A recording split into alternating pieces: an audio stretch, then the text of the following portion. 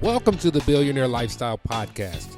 This is your host, Emmett Muckles. I'd like to thank you for tuning in. If you like the show, please leave a comment. But more importantly, if you're listening on Stitcher or iTunes or whatever platform that you're listening on, please leave a rating or a message or something. You can even go to the blog, which is emmettmuckles.com. That's EMMITTMUCKLES.com. I hope you enjoyed the Jeff Spees interview that I did the other day. We were talking a lot about renewable energies and just, finding your path in life. I just like doing good things and showing people that it's not always a straight and narrow where you're going to end up. But today, after a day and a half after the election, I've had some time to sit back and watch the reaction of people in my circles and, just around me all together. It's really striking because never in my life, and I've been here quite a while, I've been here some years, have I seen where the country has been split so evenly and so directly, and passions are running so high about a presidential election. I saw them with the when Barack Obama was elected president. But what really struck me with him when he was elected, the things that people said and how they really disrespected the president, the office of the president of the United States. But I understand where they were coming from. What we don't seem to grasp is that this is a country founded on freedoms. And you have the freedom and the right to have an opinion. I call this the country of free will. You don't really have to worry about what you say, as long as it doesn't really harm anybody. But that's the tone that's going around. People are having these stances where there's an undercurrent of really negative energy about these candidates that we had. We had Hillary Clinton and we had Bill Clinton. Hillary Clinton, I'm sorry, and Donald Trump. Here is my stance on it. I don't care who you voted for one way or another. As an American, you have the right to vote for who you want. No one can Gestapo you. No one can twist your arm. You go into a ballot box and you pick the person that you feel is the best person to run this country. Having said that, you should be picking the person who is the best candidate to represent the diaspora of America, which means we are not a monolithic nation. We are not a monolithic race. Culturally, we're not monolith. We are built upon people who have come from all over the world in the last 200 years to build this nation where we are. With that said, you have to pick a leader who has enough integrity, who has enough foresight, intelligence, and life experience to take into consideration a nation that is built upon many different ethnic, socioeconomic, religious, in every way you can name. We have pockets of different people that have blended together. Remember, it used to be called the American melting pot. But what we want to do is we want to look into that pot and we want to scoop out the carrots. We want to scoop out the peas and we want to put them over in a different pot. It doesn't work that way. For this country, what's made it so great is the fact that we are a conglomeration of a sampling of everybody on this earth. Now, what people don't seem to realize is that, when they choose their president, it has a great impact on how other nations actually see us. Now, I'm not going against Trump and I'm not going for Clinton. I'm just stating how I feel about it, the process overall. Other nations give us credibility based on who our chosen leader is. Now, we know that in about 69 days from today, from the date of this recording, we will have a new president sworn in, and his name will be Donald Trump. If you look at historically, particularly in the modern times, the president had to have a kind of social standing. He had to uphold. He had to have virtue. He had to have a certain set of virtues, and if those virtues were not met, then there was a whole lot of scrutiny, and you were not really eligible to be the president. I'm going to leave it at that. But the same thing can be said with Hillary Clinton. Now, I'm going to tell you some things that I was thinking about. I didn't like either candidate. I literally did not like either candidate, and I wanted to go back to the primary and start over again. Just say do over, because I remember during the Clinton administration, some things. He was a popular president among African Americans, but what people fail to realize is the things that the Clintons have done place more black men in jail in recent times than you can think of. Also, when we think of why there are no manufacturing jobs or fewer manufacturing jobs in America, it goes back to the Clintons. And it started with Mexico and it moved from there. So I was not a fan of her. I was not a fan of him. I wanted it to be, some candidates. I would have rather picked the guy that bags the groceries or makes my latte at Starbucks. Not that I actually go to Starbucks, but I go for more the breakfast sandwiches than the coffee. But you understand what I'm saying. I understand that Donald Trump is a businessman. And I've actually read his autobiography. But if you read his book, you know that he went bankrupt. You know that he's got several women, we call them baby's mama in America now. After you've had kids by several wives, we call them baby's mama. It is what it is. This is just my opinion. Don't hate me for it. And I would not hate you for your opinion. I would respect your opinion. I may think that I may not agree with it, but I have to respect you as a human being. And that's what I think people are forgetting with this election. There are people who have an opinion, and it's kind of split down the country almost 50-50 from the representation of those who voted in this election. And when you have something that's 50-50 and they diverge in opinion, you're going to have some heat coming after that. You're going to have some tempers flare. And I'm just saying, people, let's keep our cool. Let's keep our head. And let's just chill out and watch what happens. Let's see what the man does. I have to give him that benefit of doubt. I have no other choice, actually. We have to give him the benefit of the doubt to see if he can do some prosperous things for this country. Besides all the rhetoric that we heard during the election, we have to give him a chance. Because if he doesn't do things right, then we have a process where we can get him removed. So we have to let the process work. I always say this.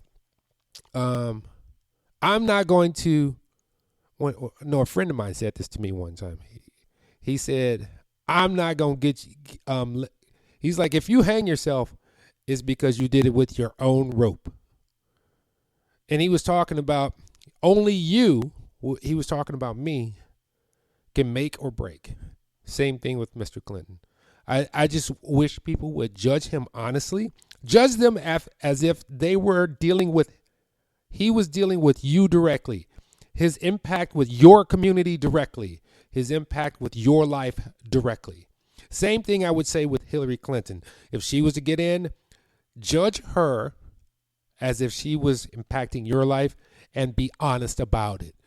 Don't try to remove as much emotion as you can from it so that you can make a clear and sound judgment about this country moving forward. I've seen people in the last day and a half literally almost go to tears. I've seen people who are upset. I've seen people who feel alienated. And I've seen people who are actually thought about how can I get out of this country? Which is weird because this is one of the best country on the earth. You have freedoms here that you will not enjoy anywhere else.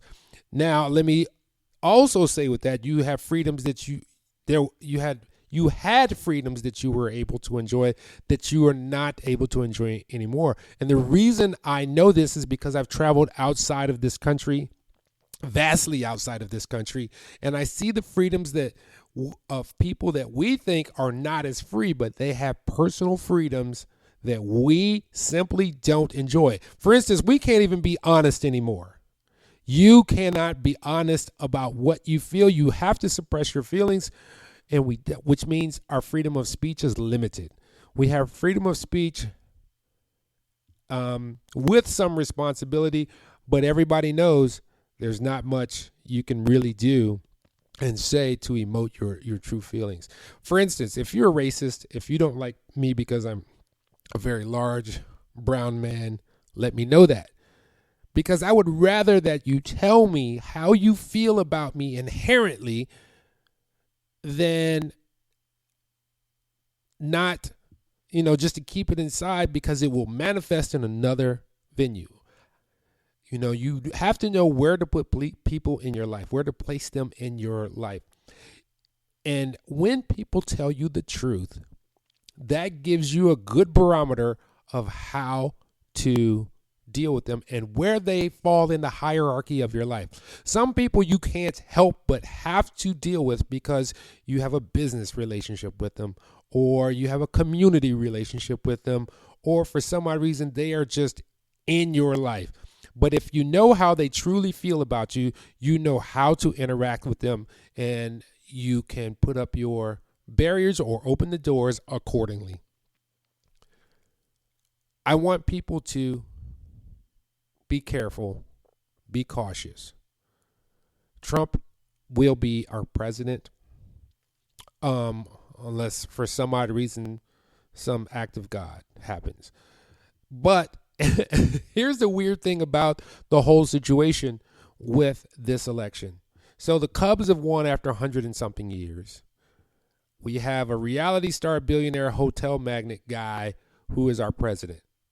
So this is what you should take away from this. And this is so very, very important.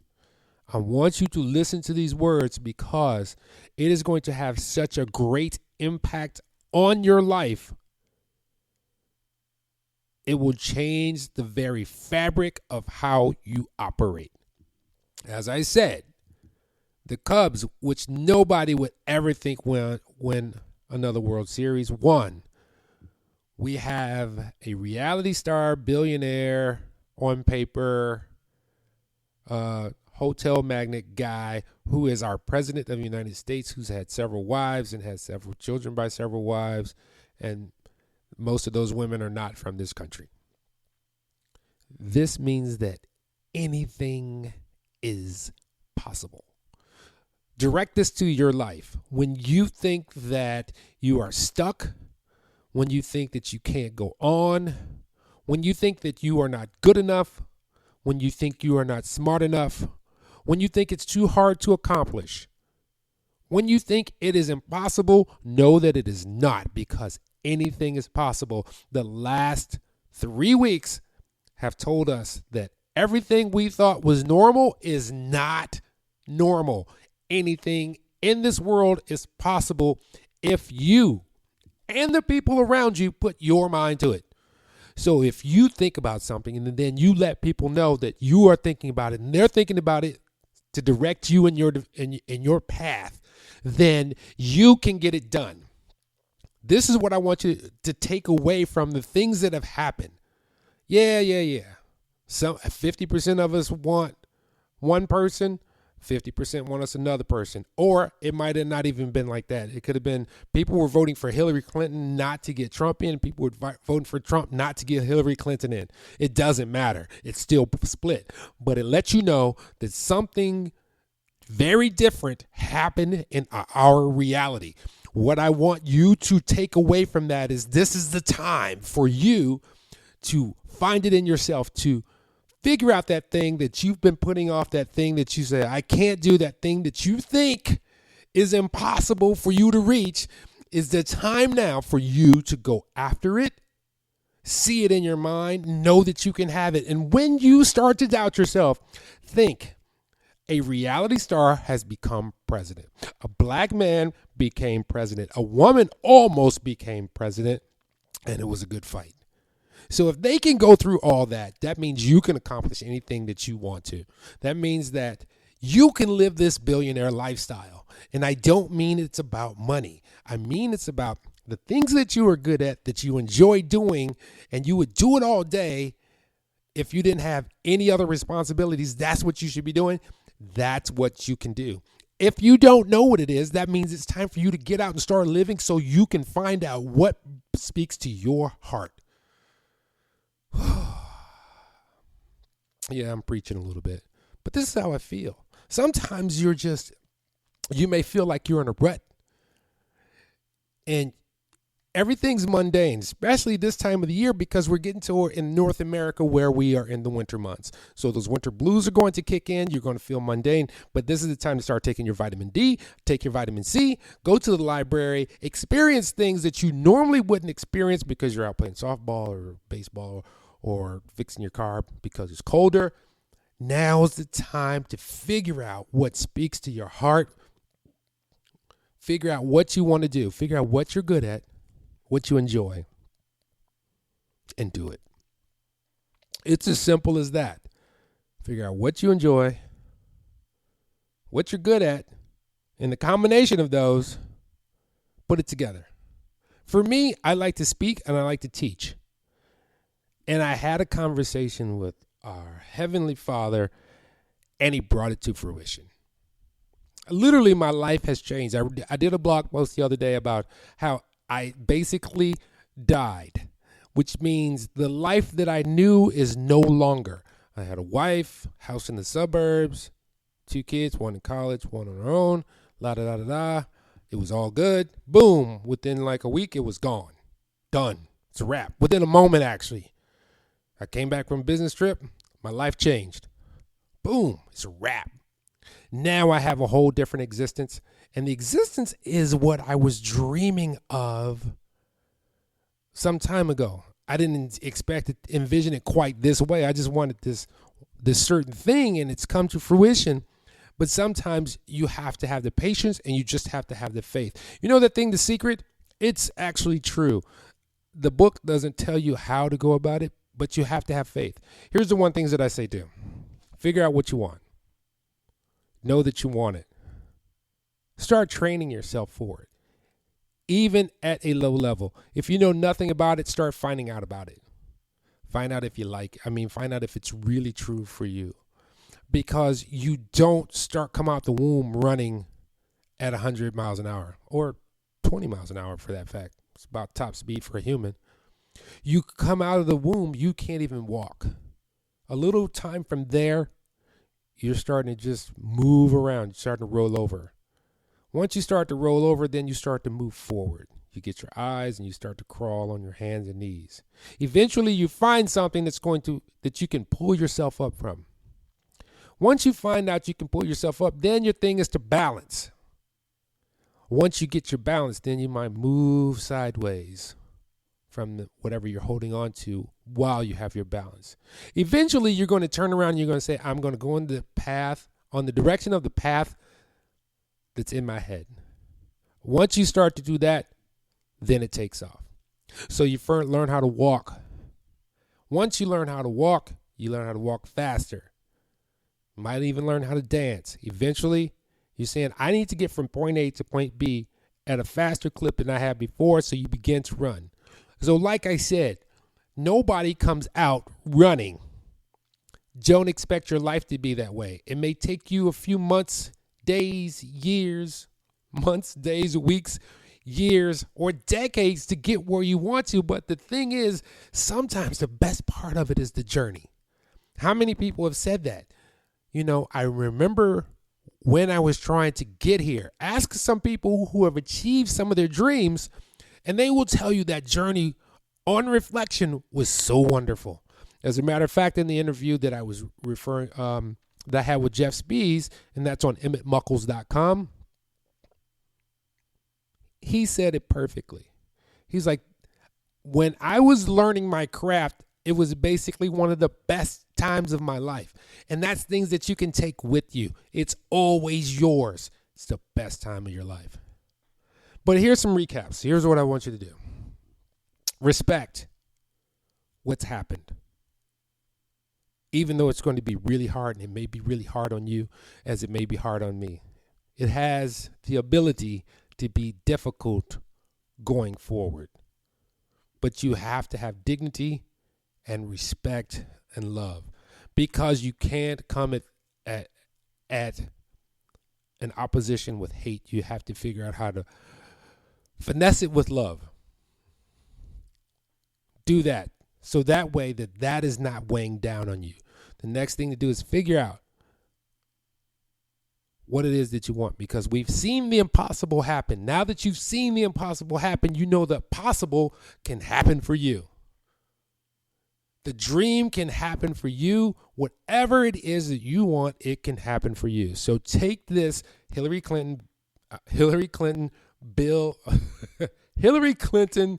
Donald Trump battle as an omen that you can get anything done, because everybody wrote this guy off and said it's just a farce. Many people will say that about you. It's just a farce. Get it done. Figure it out. Move forward. And know this other thing too. Even though you may not feel it, there are people who love you, who just sincerely love you. There's people that you haven't even spoke to that have such a high positive emotion for you, and you're not paying attention. The next time somebody, notices you, notice them back. I'm coming at this because I could easily have negative emotions about everything that's happened in the last 48 hours, but I don't. Either way, I could have had negative emotions about it. If Hillary would have won, but Trump won, I could have negative emotions about that. I have some observations, but I don't have negative emotions about it. And I'm going to leave it at that. Same thing with you. Take the emotion out of the equation. Look at it fact-based, but always protect and move forward and develop spiritually, mentally, and physically in your own life. This is Emmett with the Billionaire Lifestyle Podcast. I've said all I'm going to say today. I feel really good now. Thank you guys for letting me emote. Visit me on emmettmuckles.com, the Billionaire Lifestyle Coach. You can find me on Facebook, Emmett's Billionaire Lifestyle. You can find me on Twitter at emuckles, and that's a capital E, Muckles. And please go to iTunes or however you download this and leave a review, at least 1 star, at least 20 stars. However, rate it high. Leave a comment. Let me know how you feel. By the way, I'm looking for people who are really passionate about what they do and are living that dream, because I want to talk to them. Not only for myself, but for you guys too. When I do these interviews, I learn things, and hopefully you do too. So if you know someone, have them send an email to info@emmettmuckles.com. That's EMMITTMUCKLES.com. Till next time, I love you all. Be blessed and go live the billionaire lifestyle. It's not all about money. Peace. I want you to think about your dream, because I'm in a room full of dreamers. Think about your dream right now. I want you to think about it and envision it. Number 1, disgust. Disgust is a negative emotion, but it can have a very positive, powerful effect. Disgust says, I've had it. What an important day that could be.